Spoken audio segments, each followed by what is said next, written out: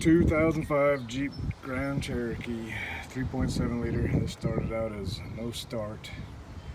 You see now I got the left side head off and the intake manifold off.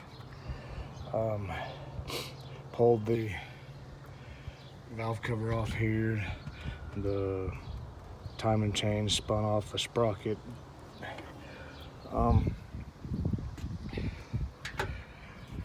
Thought it sucked a valve, but actually a lot more simpler than that. It not as much damage as I thought it would be.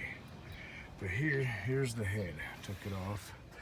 Here is the lifter. That wasn't. It's missing the top. There's nothing there. All these other lifters have the top, but this one doesn't. Cannot find the parts for it anywhere on the head, so maybe it's in the oil pan. That's not in the timing chain area. So pulled the head off. There are no bent valves, no damage anywhere.